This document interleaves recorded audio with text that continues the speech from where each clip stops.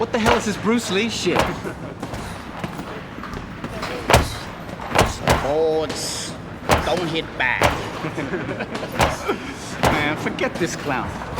Okay, look at this guy. Step. Take a step.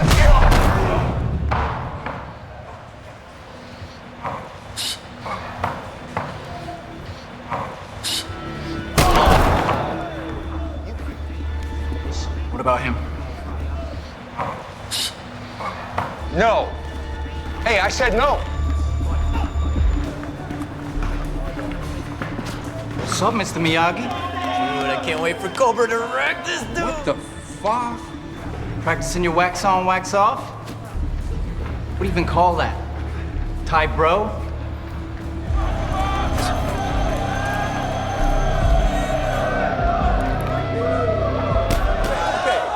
Case lands a kick, follows with several punches, and delivers a power strike that sends his opponent staggering back.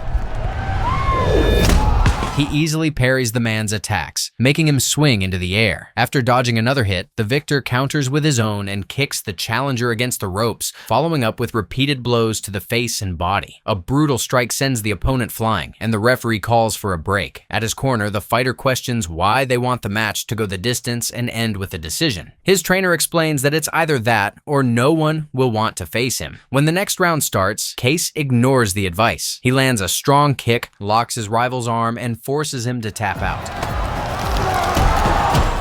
The trainer is disgusted by his defiance. The winner doubles down on his choice, prompting the coach to storm out. On Case's way out, he runs into Brody, an old acquaintance in the sport, and the two share a lighthearted chat about past bouts before Brody invites him to an after-party to catch up properly. At the club, Case finds Brody surrounded by women. Micah, who works with the reigning champion, walks in, and Brody, despite being married, doesn't take his hands off her. She's visibly uncomfortable, and the visitor reminds him of his marriage once she leaves. Brushing it off, the drunk fighter leads his friend to another corner, buys him a drink, and talks about signing with PFC, a promotion that pays better than most. He boasts about his upcoming bout in Thailand against Caesar, with a guaranteed $2 million.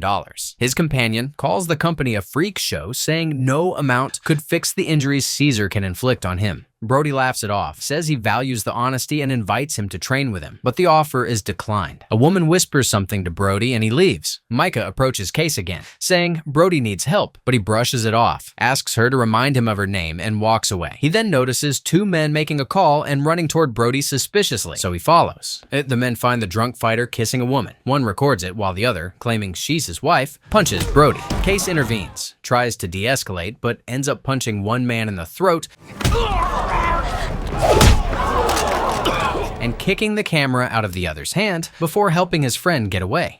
The next morning, Brody wakes Case up with an offer to accompany him to Thailand for the match. The proposal is refused at first, but Brody insists, saying the trip will be worth it. When asked why he left the sport, Case admits he lost motivation after losing both parents. His friend pleads for help with training and promises to pay, suggesting the former fighter might even find a chance to prove himself again. Soon after, Case packs his bag and leaves for Bangkok. There, Hugo welcomes the athletes and speaks to the press about the upcoming bout between the three-time world champion Brody and the undefeated Caesar. A journalist asks whether Hugo still refuses to regulate substance use among competitors. The promoter says fans want an unfiltered sport where anything goes as long as it's within reason, and that his fighters are medically cleared. Another reporter questions Caesar about the assault and battery charges involving his wife, which enrages him. He flips the table, and it takes several men to restrain him. Wait. The press conference ends abruptly as the volatile fighter storms off and wreaks havoc inside the facility. Later, Case heads to the gym but is stopped by the trainer, who says the space is for active competitors only. The visitor explains he's just there to work, which confuses the coach since he's supposed to train Brody. He calls the champion for confirmation while Case steps outside. The newcomer then goes to a scrapyard, gathers materials, and begins setting up his workspace. As he works carefully, taking measurements and building his setup, others at the gym watch and laugh, while the trainer looks increasingly irritated. While Brody en route watches several fights on his laptop laptop and makes a face as if discouraged, Cobra enters the gym with his entourage and immediately calls the new guy a clown. He's training and beating his sparring partner as if they were in a real bout, knocking him out cold. The trainer berates him for doing that, reminding him that no one wants to spar with him because of his methods, but the aggressive fighter points to Case, who's training, wanting the newcomer to spar with him, but the coach disagrees. The rough athlete doesn't listen, walking towards the man and goading him, but Brody's entrance distracts everyone from what was about to happen. Brody brings a pizza box for the squad, and everyone takes a bite, while Case questions their decision to put them in separate hotels, but the champion explains that he was added to the team late, hence why. He introduces the newcomer to Maddie, who isn't too happy, saying the addition is only there to share in his job. They agree how to go about training Brody, but the tough guy still wants to spar with the new arrival. And even though the big fighter doesn't want that to happen, Case accepts and tells his charge to go change for a session while he enters the ring with Cobra. While they wait for the men to get ready, Brody tells Micah how much he thinks the veteran will get beaten. She opposes, and in a second, the athlete talks about having Micah to himself, but she subtly declines, giving many reasons why that'd never happen. Cobra is ready, and everyone is rooting for him to tear his opponent apart. Maddie tells the challenger to go easy on the old school guy, urging him to do more rounds, but the aggressive one just wants to prove himself in a hurry, promising to waste his target. Case dodges the first knee strike seamlessly and does the same for the succeeding punches before shoving Cobra aside. The rival rushes with some leg kicks, but he is evasive, and this surprises everyone. The attacker refuses to listen to his trainer to hang back, so he rushes forward again, but the veteran blocks his strikes and gives him a small, hard shove. The defender parries his punches away without breaking a sweat and lands a kick on his stomach. The aggressor rushes towards him again, so he traps him, uses his knee on his midsection, and the next punch makes him bleed from his face, causing him to spill the mouthguard and lay down there, unable to move. Everywhere becomes silent as their tough guy has been taken out without the winner putting up a real battle. Cobra's been taken away in an ambulance even after telling Maddie he's fine. Micah and the trainer aren't happy with this. Brody taunts his man, telling him he shouldn't have done all that to the other fighter, but it turns out he's only pulling his legs and is fine with how the bout ended. Two young fighters look up Case on the internet and find out that he's on a 42-match winning streak. The trainer jogs all the way to Brody's hotel and finds him having a good time with two ladies. He's not happy with the champion as they're supposed to be training at the moment. Me? The brunette's a man.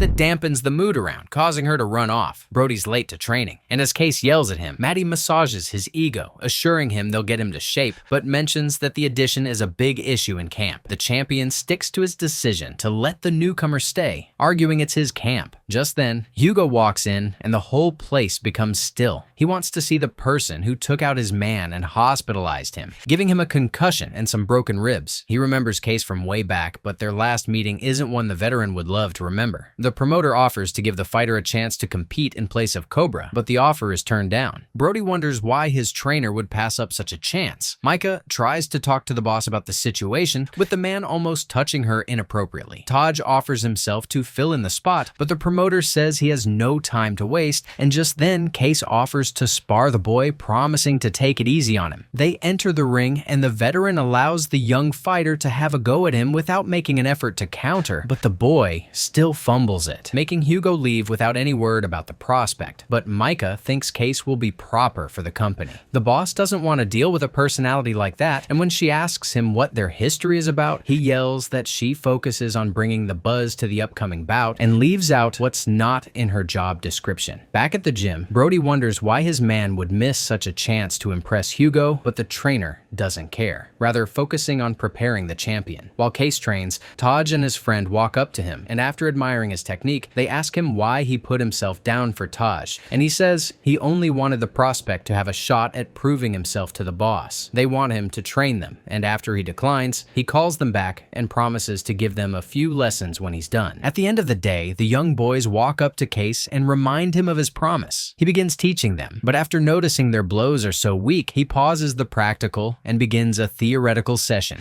teaching how to properly make a fist and throw a punch without hurting oneself. He gives an example and the boys can't help but clap.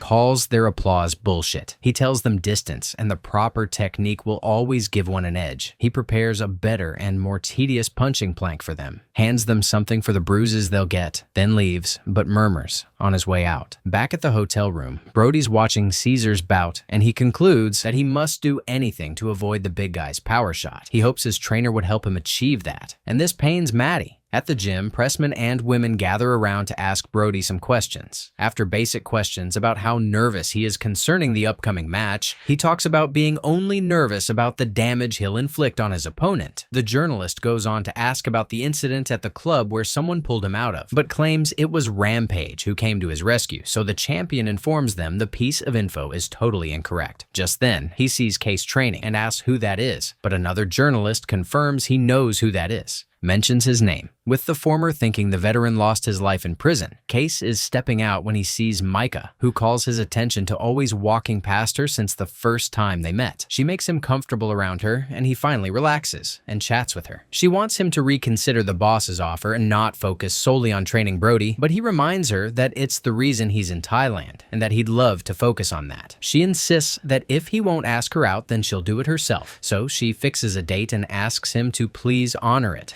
At his room, Taj and his friend dress him up for the outing. After taking time to find what's perfect for the occasion, they tell him to get flowers on his way. While getting them, he meets a little girl who tells him his bouquet is beautiful, and after a short chat where he asks about her parents, Mika shows up and talks to her daughter. At dinner, she apologizes for not telling him about the child earlier, but says she planned to share it on their date. They talk about the kid, and she mentions that the girl loves karate, which surprises him. Hugo is in a meeting with Brody and his trainer, telling them how irresponsible they've been for not focusing on the bout that brought them to the country. The coach tries to explain, but the promoter shuts him down. Back at the date, Micah talks about her past marriage, and her companion talks about how uninteresting his life can be, even mentioning his decision not to own a phone. She asks about his time in prison, and he's surprised she knows. She explains she only looked into it online because she wanted to be careful about who enters her life, but he isn't comfortable with the topic, so he gets up and leaves. The promoter thinks Brody is taking the match lightly, and when the fighter mentions he plans to rest before the bout, Hugo advises him to get in shape like Caesar by using substances that will make him more aggressive and entertaining. He gives his fighter a doctor's card and tells him to call. Brody doesn't want the other trainer to hear about it, and just then, Maddie reveals that the veteran has been spending time with Micah. The champion seems very bothered by this, and also her introducing the child to the old fighter. At the gym, Brody wants to spar with Case. The moment the veteran arrives, someone warns him that his opponent might have a grudge. The sparring begins as both men trade punches and dodge each other's strikes. The former fighter lands the first hit, and after his rival's retaliation, the champion lands a hard jab that draws cheers and makes the veteran stagger.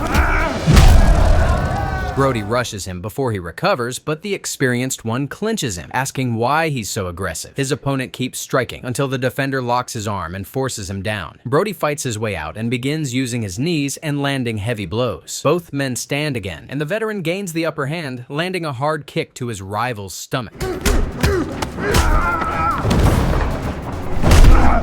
While Maddie shouts advice, the aggressor keeps attacking, making his target stumble. He fakes a head kick, lands a solid shot to the midsection, and continues striking until the coach steps in to break it up. The victor apologizes, but Brody curses and walks away. The two young fighters try cheering their mentor up, but he scolds them instead, using the moment to teach them about restraint. Hugo is furious to hear that the veteran beat another one of his fighters. He orders his assistant to dig up every record on the troublemaker, both good and bad. The trainer continues working with the young boys, making them climb stairs in different patterns. They complain, but follow along. Micah shows up to apologize for snooping online, promising not to do that again. She says she really enjoyed their time together, and that her daughter likes him too. She just wants to build something meaningful, as it's been hard for her to connect with anyone lately. At the gym, the veteran walks in on Brody taking pills. When he asks about them, his charge brushes it off. The trainer doesn't press further, and instead takes him out for street food. The champion relaxes, and they chat while ordering. His coach reminds him to stay focused and avoid distractions, but Brody says the system has rules he has to play by, ones the old fighter wouldn't survive in. Still, he promises he's fully committed, and that's all his trainer wants to hear. He apologizes for sparring too hard, explaining he'd only done it because the veteran was seeing Micah. He admits she's a good woman, woman and says he has no reason to be jealous since he's married. His companion is pleased to hear this. The fighter says he's turning a new leaf and focusing on his business in Thailand. Later, Brody calls for a reconciliation between the trainers, urging them to stay focused. Matty hesitates, but eventually shakes hands with his colleague. The champion begins an intense training session, following the veteran's methods, doing light and heavy work, and studying different bouts. The authorities soon carry out a drug test on Brody, who worries that something he took might show up, but his trainer tells him to stay calm. The veteran later thanks Boyka for her help and support. Creech spars with an opponent who's too aggressive and doesn't stop even after Creech taps out.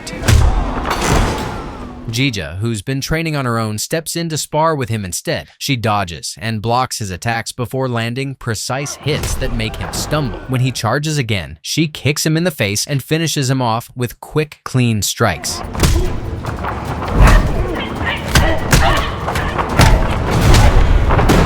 She then helps Creech up and gives him some advice. Case and Boyka go out for dinner again. She asks about his family, then apologizes, but he tells her it's fine and that she can ask anything. He admits he almost married once, and she encourages him, saying good things will come his way. At her apartment, she tells him her daughter isn't home. After a hug, he leaves. Back at his apartment, he regrets not staying with her longer. A knock interrupts his thoughts. It's the promoter's assistant, bringing a contract for him to compete at the PFC. He reviews it, crosses out certain clauses, and adds his own notes. At the office, Hugo complains about the bad publicity around the fight. When Creech brings back the signed contract, the promoter is stunned that the veteran didn't accept all his terms. Furious, he tells his team to dig up more dirt on the newcomer. During a jog, Brody talks about how the system sometimes demands unethical behavior. Back at the gym, they find others watching a video of the veteran fighting a police officer years ago after being framed for carrying a weapon. Angry that it resurfaced, he shuts the laptop down and leaves. Hugo struggles with the promotion, realizing fans are tired of Brody. He knows he needs a new plan. Journalists later crowd the veteran's door, asking about the viral video. Boyka shows up and says she's his publicist, telling everyone questions will go through her. She takes him to a new apartment, saying the boss wants to treat him better for his work. As he leaves to pack his things, they kiss and close the door. At the gym, the veteran meets a new coach, assigned to teach Brody a specific skill. He feels uneasy about the stranger.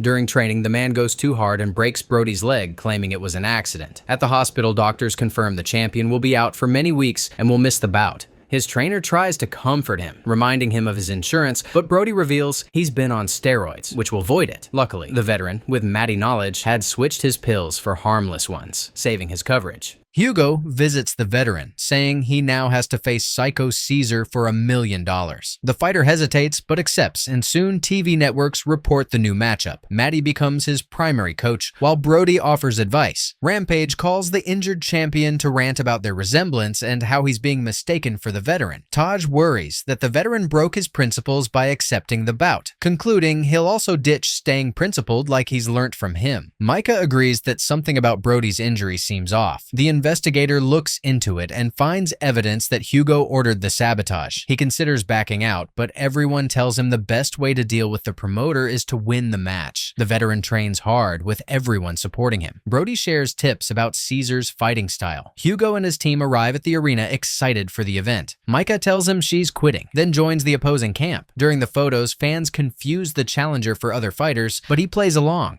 In the locker room, the veteran reflects on everything and refuses to wrap his hands. He storms into Caesar's space and riles him up, then confronts Hugo about what he did to Brody off the bout. As Hugo's men try to pull the champion away, the intruder taunts him about his assault case, and the enraged giant breaks free and attacks. Caesar throws the first punches, but his opponent dodges and hits back at his ribs and face. He lands a spinning kick that barely phases the powerhouse. The bigger man grabs him and slams him on a table, but the agile fighter evades more strikes and kicks his rival's leg from behind. Caesar lifts him again, slamming him down, but the challenger locks his arm and almost makes him submit. The trapped fighter escapes, punching his opponent in the head. They stand toe-to-toe until the stronger one slams him again, rips off his gloves and shirt, and prepares to unleash his full fury. Case still has it in him, but Caesar overpowers him, striking with his knees repeatedly while Micah watches in fear. The underdog manages to fight back, landing punches and kicks, but the giant refuses to fall and charges again. The agile fighter moves with precision, dodging every blow while returning sharp counter strikes. Then his opponent hits below the belt, punching between his thighs and throwing him off balance. The powerhouse takes advantage, striking him repeatedly and sending him to the ground as Micah looks on, worried. Angry, the veteran takes off his gloves and prepares to use his Tai Chi techniques. With one knuckle locked firmly in his fist, he punches his rival and ruptures something in his rib, leaving the giant clutching his side and staggering backward. The striker keeps his focus as the wounded man charges again, aiming for the same spot and landing clean blows one after another while the crowd roars in excitement. He strikes Caesar's face, lifts him from behind, and slams him to the ground. He follows with a flying double kick, then finishes with a tornado strike that sends the massive opponent crashing down. The crowd erupts in applause, and Micah rushes in to kiss him. Hugo threatens to sue the victor for breaching contract, but the winner reminds him they have proof he sent the trainer to break Brody's leg, and that the injured champion could easily sue him for even more. The assistant walks in with bad news that they'll have to refund every ticket, which makes the promoter furious. Meanwhile, the team gathers around to congratulate the unofficial champion, with Brody among them.